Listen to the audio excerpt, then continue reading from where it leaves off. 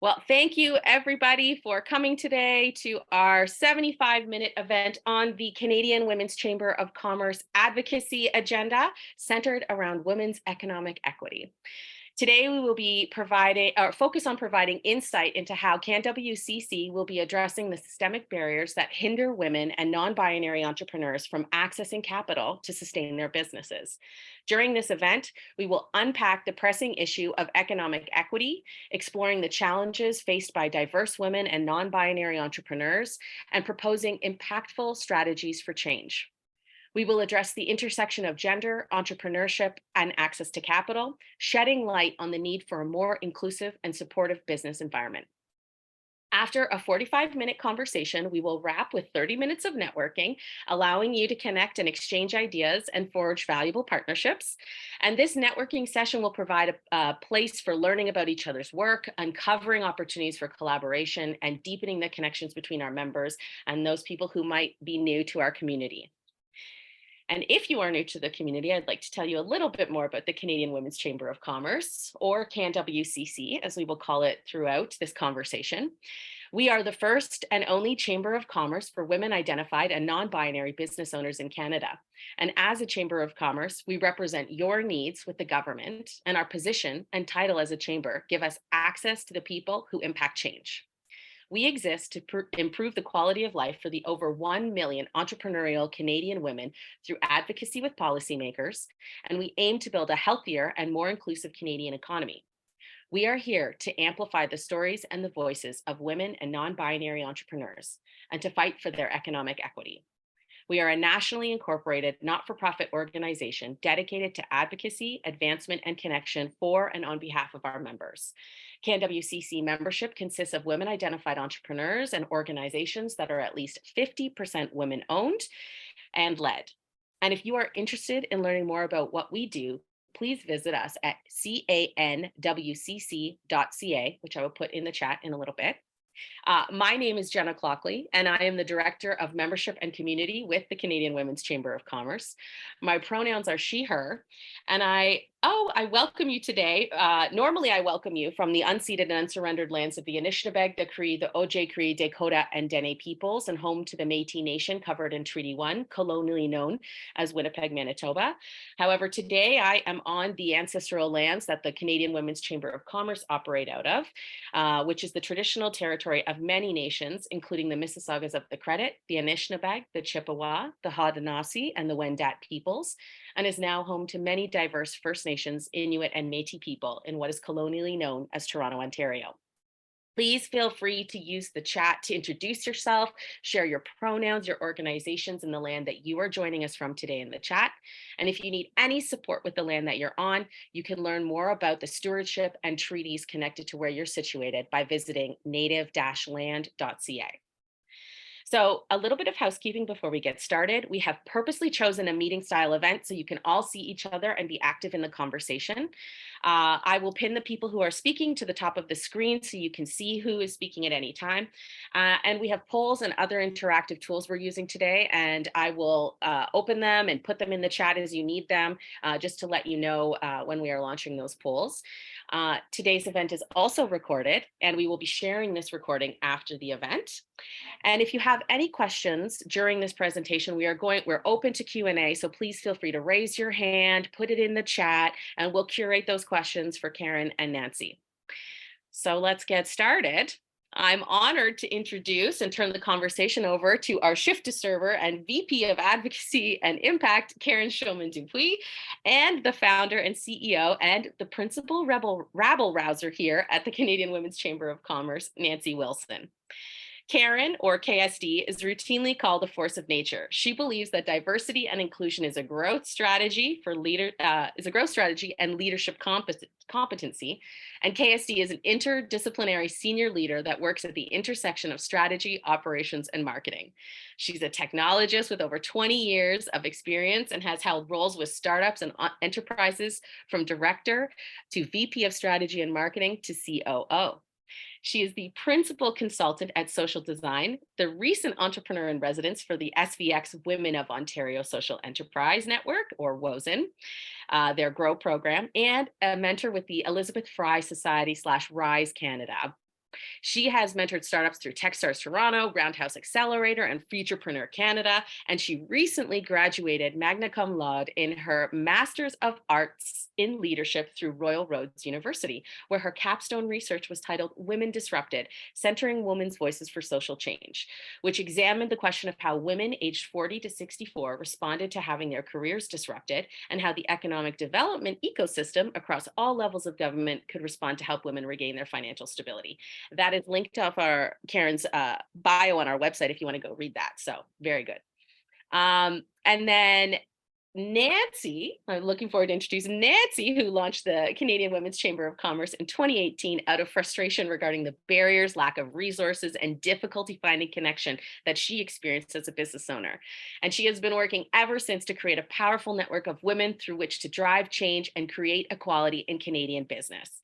Nancy was recently acknowledged as one of Canada's top 50 change makers, which celebrated leaders transforming business today. She is a driven and accomplished feminist entrepreneur who loves learning new things, meeting new people, and discussing the philosophical underpinnings of Buffy the Vampire Slayer and watching horror movies. So please join me in welcoming these two women to the virtual stage. Thank you. Thanks so much, Jenna. Thank you, Jenna. Sorry, I'm going to be on mute because I have a little bit of a cough today. So hopefully I will not start talking while on mute. Can't see. Take it away. No worries. So I really want to just say thank you to everybody for being here today and showing an interest in our advocacy work. It's really important for us that we are reflecting our membership in a right way. And we also believe that the focus that we're taking moving forward with our advocacy is going to be something that is not only going to be able to bring us opportunities for some tactical changes, but also changing the system as a whole as well. So a little bit of an audacious goal, but that's what we're here for. So what I will do is I'll start to share one of our presentations that we have on our advocacy agenda, and hopefully this will provide you with some insight into, well, it better provide you with some insight into what we're doing and how we're doing it, or I'm just not doing my job. All right, so I want to obviously give a nod out to Nancy having the conversation here, and you can all reach out to Nancy via her Twitter handle, which is that Nancy Wilson. And of course, you can reach me. I am Karen SD, literally everywhere, every channel, every platform. You can find me, Karen SD. So more than readily accessible to anybody if you want to have a chat offline. So what I wanted to cover with us for everybody here today is I want to talk about the community and the constituents that we serve, our approach, the work that we've done, the focus that we're going to be having moving forward. And then I want to talk about a really important piece, which we call our allies and adjacencies. So we know that small business is the backbone of the Canadian economy and accounts for almost 98% of all businesses in Canada.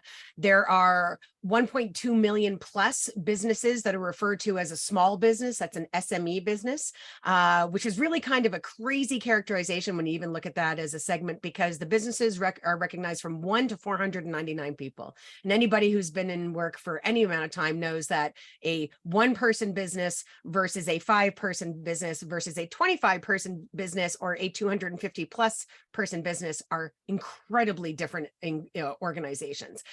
So that's one first point of contention and our use of language. And we recognize that there's almost 400,000 incorporated small businesses in Canada that are women-led businesses.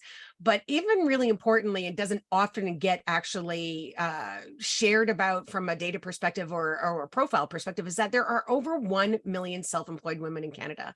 And these are usually non-incorporated businesses, but registered businesses, but they don't seem to get any kind of attention. And that's obviously something that we want to be changing in our advocacy and in our work. And if you look at the breakdown, this data comes courtesy of some research that was done by the BDC and was shared with us through our new VP of Business Development and Growth, Chelsea Prescott. But these are the numbers that show kind of the range of businesses and how many employees are affected. So you can see that this smaller business segment is a really important business segment for us to be paying attention to. And I just see that there's something in the chat. So Jenna, feel free to stop me if there's any questions. I'm happy to stop midstream and kind of tackle those as well. So, so what we wanted to share is, how the kind of the philosophy and the principles and the values that we use in our advocacy work. And really, advocacy is the core of this organization. And so I'm actually going to invite Nancy in for a second. And Nancy, I'd love for you to talk about kind of the inception of the chamber and why you felt so strongly about this being the core of our work. Sure. Thanks, KSD. So this is back in late 2017, my background is in accounting. I'm a CPA, and I was running my own accounting and advisory firm. So working primarily with women identified business owners. So I experienced the challenges and the barriers being a woman identified entrepreneur myself, as well as I had, insight into my clients' challenges. So there's sort of no doubt that there exists these unique challenges and barriers on top of the challenges that are inherent in entrepreneurship, period, full stop. But what I found in the ecosystem, when I Googled for support, was an overwhelming kind of and very much focused on individual deficits, individual empowerment, and individual development approach in the ecosystem. And that didn't really make sense to me, because what I was seeing across the board didn't have to do with any kind of deficiency on the part of myself or my clients in terms of running a business. It was obviously systemic deficiencies and systemic issues that needed to be addressed. And so I did some research, and really chambers of commerce as an institution, those folks get listened to. That Chamber of Commerce brand opens doors for systemic policy change and consultation at the systemic government policymaker level. And that advocacy is key to changing those policies, to getting attention paid to different populations, and to getting the funding flowing to different populations, and just raising awareness of what's really going on out there in the world. So chambers of commerce are fundamentally advocacy organizations, so as are we as a chamber of commerce. And so advocacy, of course, is the core of our work. And unlike other chambers, we have an equity first approach to our advocacy. So, and KSD will sort of talk more about that as we continue. Yeah, awesome. Thanks so much, Nancy. Appreciate it. So we're also very cognizant of who we are as people who are sitting there guiding the chamber and building the chamber. And so we are very intentionally taking an intersectional approach to the work that we're doing, because we recognize that, the lived experience at the intersection of many identities warrants a lot more attention, a lot more focus, and a lot more credence in the policy world as well. And we are very much member focused. We are here. We believe that when we all win, we all win. And we want to be able to, be part of that rising tides for everybody, so that we can help everybody be successful in whichever way that they choose success. So as Nancy mentioned, we are an equity first chamber, and that really does differentiate us from other chambers that are out there in a more traditional sense. We recognize that there is an opportunity for us to create environments where that not everybody is struggling to meet their basic needs. And we also recognize that the way we go about the work that we're doing is also really important as well. So, while there's a lot of groups that are representative voices and they're seeking equality, we understand that and we support that. We are trying to do our work through the lens of equity and look at things from a more of a systems change perspective. And hopefully, of course, that's leading us towards this place where we can experience justice, but we obviously have a long way to go. But when you want to be able to share with us, or share with people that about the chamber, chamber and how we're different, being an equity first organization and not just speaking from, tax policy and employer costs, is an important differentiator about the work that we're doing. But I do have to jump in as Sure. an accountant who loves tax policy and all of Yes. those fascinating things.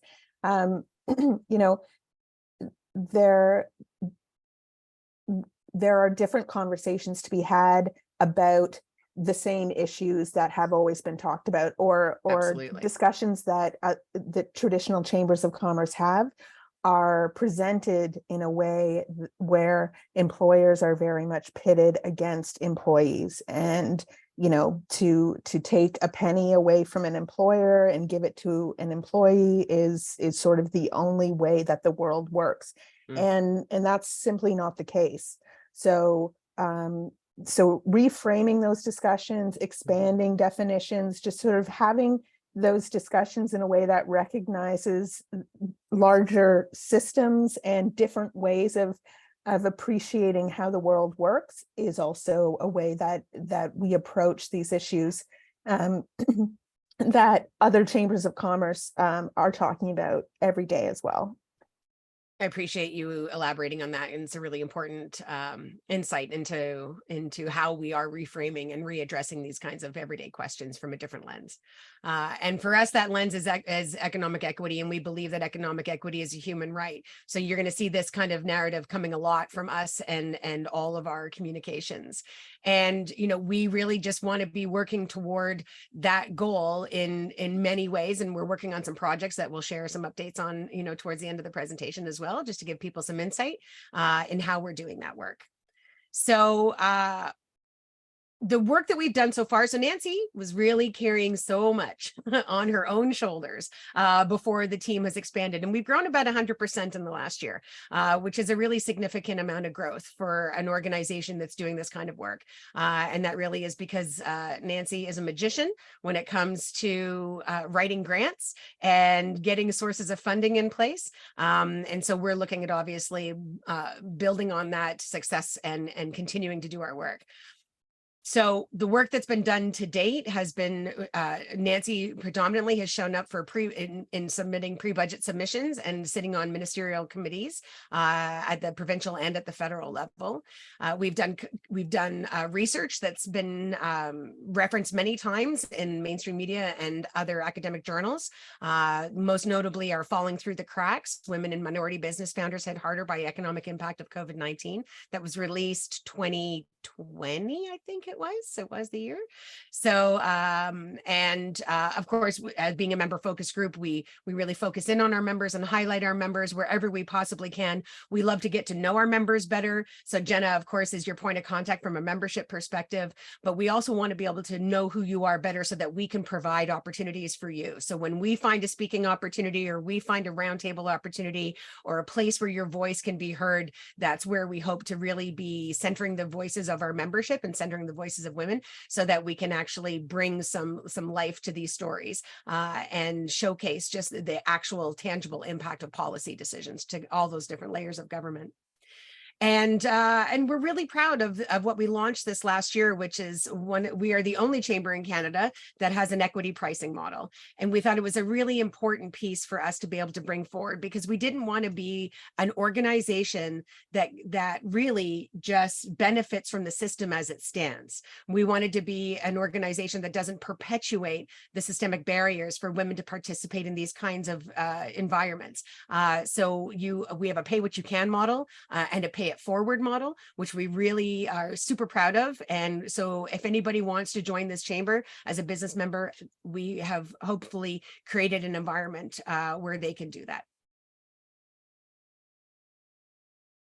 So in the early days of our advocacy, we really recognized that there was a lot of input that was coming from our membership, and it was talked about these very important issues: capital, access to the government supply chain systems, affordable childcare, and pay equity. So of course, we know that there's been some movement on affordable childcare, finally, only after about 50 years rather. And a lot of the work that Judy Rebick, who's sitting here today, and the National Action Committee also forwarded over many decades of work.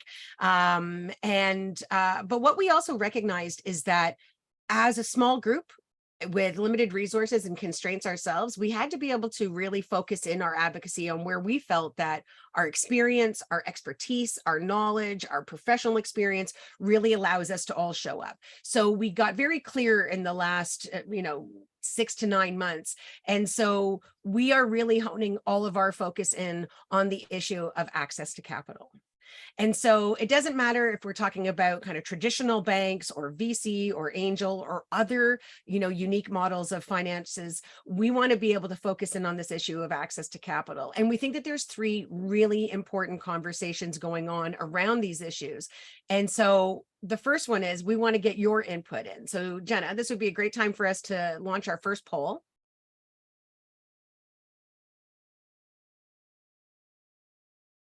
Thank you so much. So when you're talking about yourself and the work that you do, tell us how you talk about yourself. We're really interested to know this. So we really want to know, do you call yourself a consultant? Are you an entrepreneur? Are you a freelancer? And there's 2 sections for questions because they had limits to how many answers we could put in there. So we would love to hear from you. If you're referring to yourself or you're introducing yourself to somebody or you're telling people about the work that you do, how do you refer to yourself?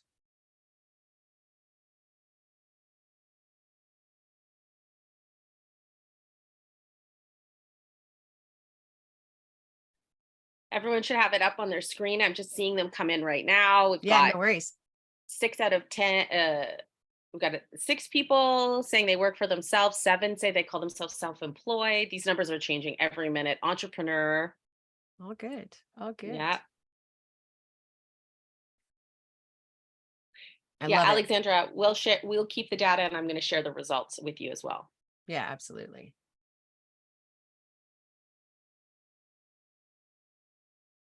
Well, I think that this is super telling and kind of validating from our perspective and our experience that if you even just look at the numbers for who refer to themselves as entrepreneurs, it's less than half of the people who are participating in this. And that's one of the things that we know from our own research and from the work that we continue to do and the engagement we do with our membership. So one of the questions we want to ask, thank you for that, Jenna, is this definition of entrepreneur.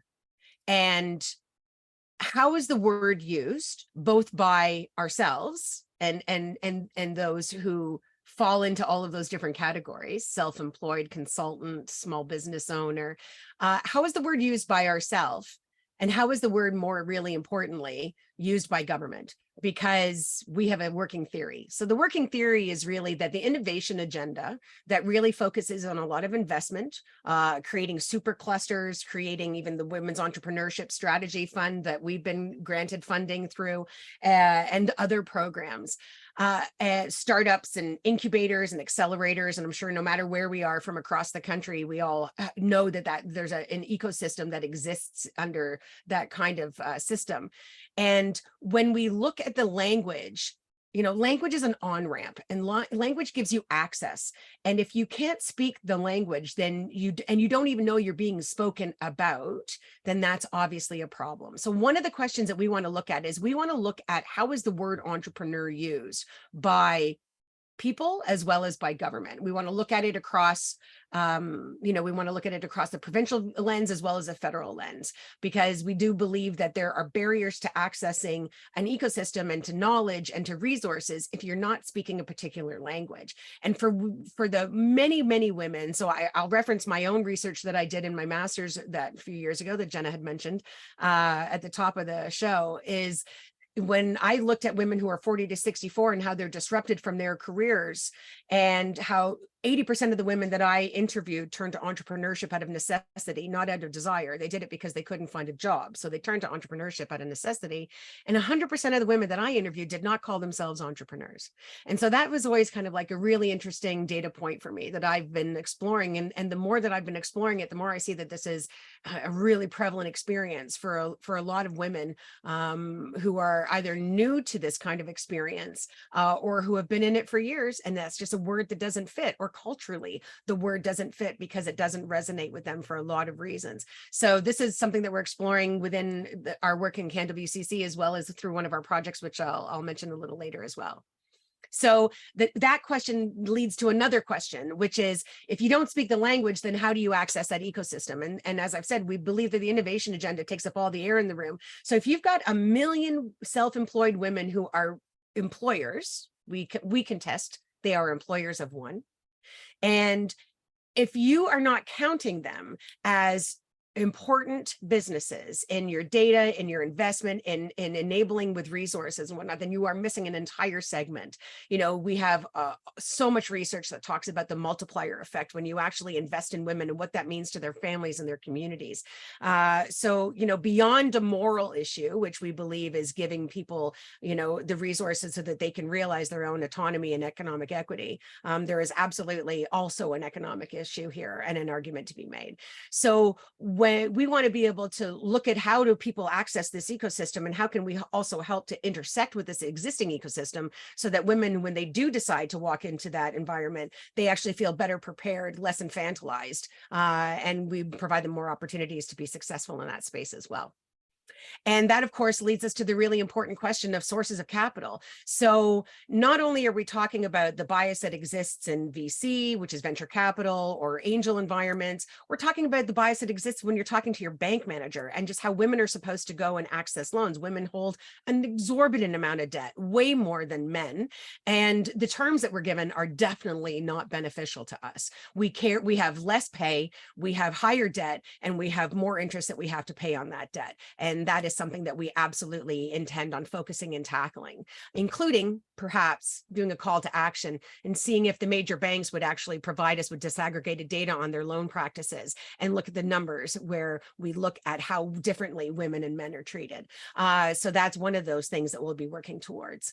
And also new financial instruments. So, you know, there's a lot of different business models that exist in the sense of, you know, how do we create wealth?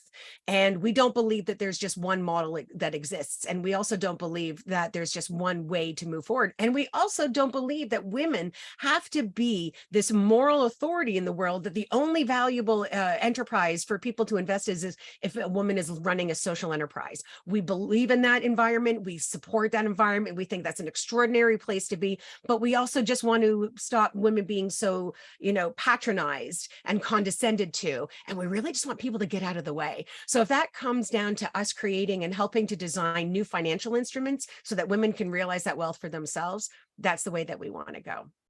So a really important piece of this work and something that really warrants us addressing and talking about is what we call our allies and adjacencies.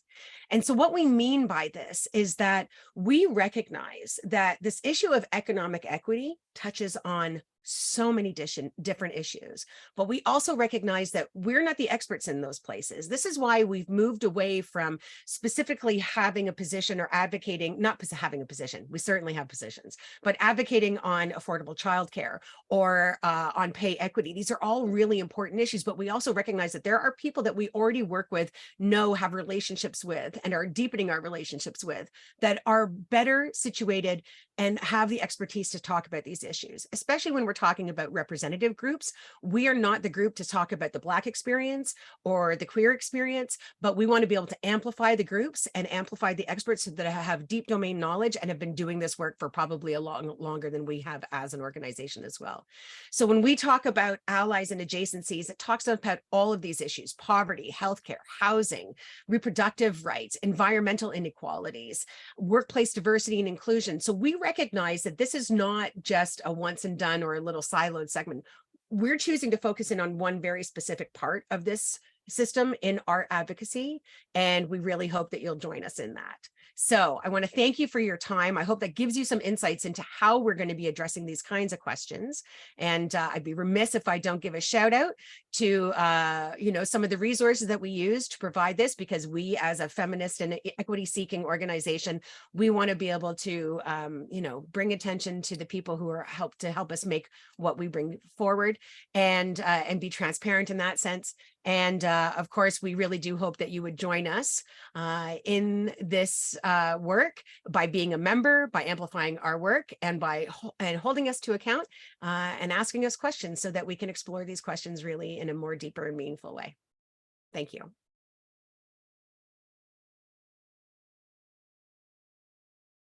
Thank you, KSD. We actually have another poll on Awesome. the definitions, if Right. you wanted to launch that one.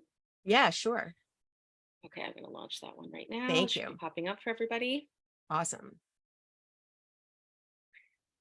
Do you want to speak to this a little bit, KSD? Yeah, absolutely. Sorry. And so, you know, when we're talking about the groups that, what we're fighting for is we believe that there is an invisible, a whole invisible contingent. And we want to be able to, you know, not speak on behalf of these groups, but help in our policy work. And as we get there, to pay attention to the fact that just because people don't fall under this traditional, usually kind of male language focused definition of entrepreneur, that there's a lot of people who are in different kinds of roles and different kinds of work that are impacted by entrepreneurial policy, whether or not they understand that they call themselves entrepreneurs and they're impacted by that policy. So this is actually a good time. I'll chat while people are kind of answering the question. But I will mention one of the projects that we are working on, we've launched, and you can actually see it out. And Nancy, we wouldn't mind throwing the Alliance URL into the chat. We are running a project right now called the Economic Equity Alliance, and Judy Revick is one of our advisors on this project, and we are the project team. And what we were given a directive to was to create a coalition and launch a campaign. So we love the ambiguity of the project because it allows us to actually work across sector. And that was the whole goal of this. We wanted to build coalitions with other organizations that represent entrepreneurial activity, but don't necessarily call themselves entrepreneurs. And this issue of language is so important. This is one of those reasons why we're asking for these questions around how do you define yourself, and what businesses are we talking about when we're talking about entrepreneurs? Because from Judy's perspective specifically, right, there's all of these, you know, kind of union and trade oriented folk out there, which are actors and producers and creatives and content creators and freelancers. And there's all of these people, but they don't call themselves entrepreneurs because that's not a moniker that fits them and suits them. And they are also impacted by entrepreneurial policy that comes from the federal government. So we're looking at ways that, like, how can we meet some of the needs that we have, again, in a less paternalistic way of telling people that you're deficient and you're broken and that you got to fix that thing so you fit into the system. So we're actually working a little backward intentionally. We want to fix the system. So, you know, we're working with these organizations, which is really an extraordinary kind of gathering. It's kind of a unique one, and we're really obviously hoping that this lives beyond the life of the project itself.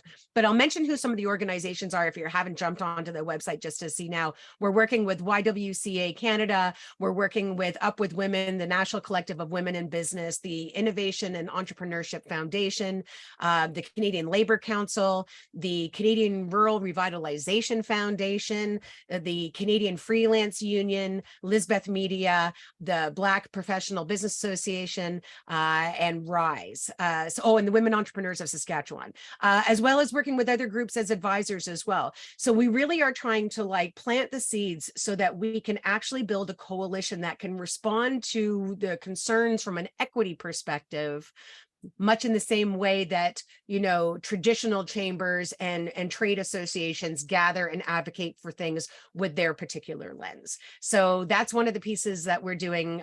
This is why I say Nancy is magic when it comes to writing a grant, because she got the federal government to grant a coalition and do a campaign, which is awesome. And the beauty is that we get to report back to our funders with a perspective that we think is really sorely needed at the federal policy level as well.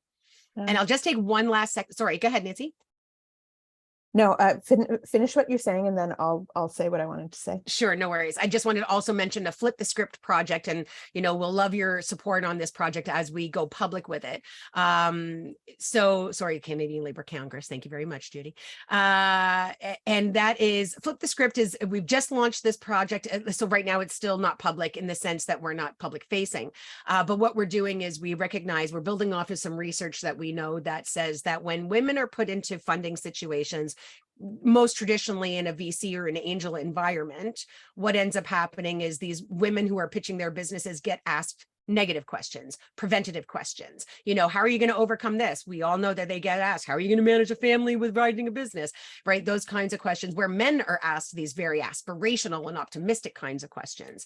And so we recognize that we could spend a really exorbitant amount of time in trying to shift the system, which is addressing the, you know, bias, the inherent bias that the VC and angel environment has. And that's an idea, and we're not letting that idea go, but we also want to come at this from a little bit more of a subversive way. So we believe that if we can help women work in a web-enabled AI kind of practice interview environment where they get to ask questions and get feedback on how they respond and take this narrative and flip it to make it more positive, the research shows that these women are able to not only get funded, but they're able to get more funding. So rather than coming at it from the system and the bias side, which is important work, and we support that work and we'll be working in that space as well, we're also just trying to help women work the system so that this way they can actually just not spend their time and energy dealing with that, because we'll take that on, that's our job, but also helping you in doing that other kind of work. So flip the script page, it's going to be launched about next year, well, late fall actually is when we'll start doing a kind of our call for participants. So we would love and appreciate everybody's support in getting that out there and talking to all the people who show up in this way. So Nancy, you wanted to say something. Yeah, on the subject of our grant funded projects and on the subject of language as well, I appreciate the fact that you refer to me as a magician in getting this government funding, and this is the first time she's actually used this this term. But as I thought about it more, it's a perfect term for me and the funding that I've been able to bring in. You're welcome. Because yes, because I really recognize and I want to kind of acknowledge to everybody the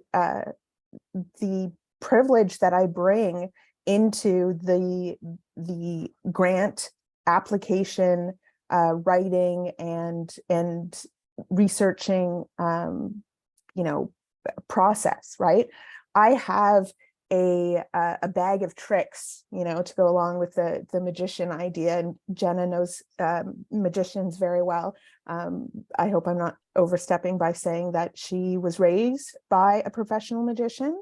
But I, you know, that bag of tricks is very much, you know, I can write in very academic, policy-based language. I can modify my writing to meet sort of the very strange language that grants and policy and government writing is asking us to. I can deal with very process-heavy kind of documentation. I was born in Canada. I know how the government works very well. English is my first language. All of these, I've started this organization, so I have quite good contacts in the sort of system. So I have all of these privileges, which has allowed me to bring quite a bit of funding into the organization.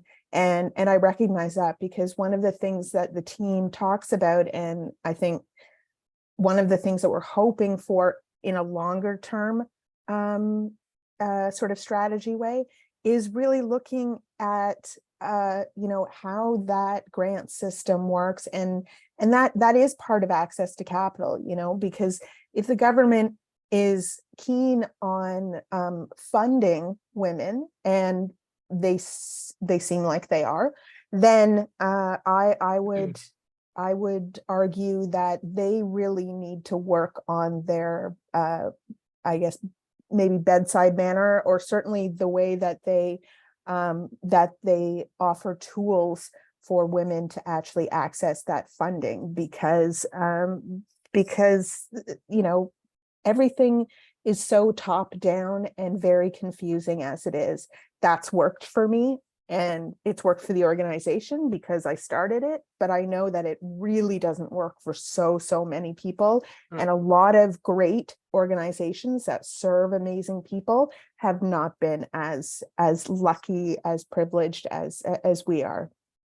Thank you for saying that, Nancy. I really appreciate it. Judy, you have a question? I don't have a question, but I wasn't going to talk, but last night last night I saw a fantastic webinar by the Women's History Project where Buffy St. Marie spoke, and she was amazing. But something Karen said just struck me exactly the same as something that Buffy said. So I wanted to read it to everyone. And she said, if they say it's not on the menu, cook it up yourself and serve it back to them. I love that. I love that. I appreciate that, Judy. Thank you so much. I love that. I love being thought of in the same vein as Buffy St. Marie, even for a glimpsing moment. That's awesome. That's awesome. Well, yeah, I mean, so I wanted to address just a couple of things I noticed in the chat. Megan, thank you so much for, really just helping us get better language around that. Artisans, for sure, we will definitely include that. And I really appreciate that definition. This is exactly the kind of insight that we're looking for from these kinds of conversations. Did you want to say something more on that? Just that I'd love to see female tradespeople included, and they often really fall. That might be a good way to get that solved. So I appreciate it. Well, and that's just the thing, like contractors and are often self-employed people, right? And again, they are part of this, they're impacted by policy, whether or not they realize they're impacted by policy, right? And that's part of the awareness that we're hoping to also bring to this as well, for sure. yeah, I would say I think women are more likely to be self-employed because as much as they love working with the bro club, it's a hard market to fit into in a lot of the sectors still, unfortunately. So I know a girl who lives in Lake Country here, who is an electrician, and it's so uncommon to meet women who are electricians. She runs her own firm and stuff. Right. I don't know whether she would join, a women's chamber of commerce or something, but I'm sure she runs into the same, greasy men that I run into in the Kelowna Chamber of Commerce. So, so it's good maybe to have alternatives. And yeah, she just might absolutely. not know that it's, a way that she's included, right? So, well, I appreciate you bringing that up, and that's so important. And that's because and that's part of what we're also looking for insight in. Not obviously, I mean, obviously we want to be able to assess the government and how it is, kind of moving across all of these channels, but we also want to be able to find the language so we can invite more people in to be part of this membership, right? Because it gets scary. Like, I don't belong in a chamber. Why would I go to a chamber, right? And also just how different we are from other chambers, and the things that we focus in on is very different. So I really appreciate that insight. And Elizabeth, you had a question about kind of the supply chain and RFP bids and getting access to that and simplifying that. Well, you won't be surprised to hear that we're actually looking at the issue of certification that usually has to happen so that you have, underrepresented organizations and companies getting access to supply chain.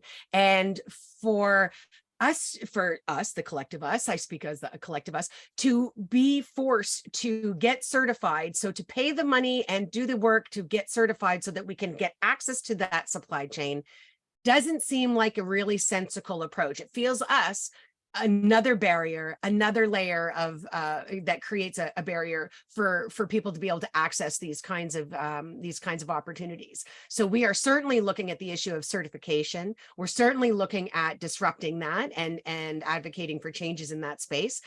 So definitely, very specifically, we are looking at simplifying those kinds of processes. It wouldn't help in the sense of finding RFPs, but certainly, well, actually, maybe it will. I won't even say that. I won't be presumptive. I think it would actually help a lot. So we are looking at that kind of work as well. So I really appreciate it. Thank you so much for the question.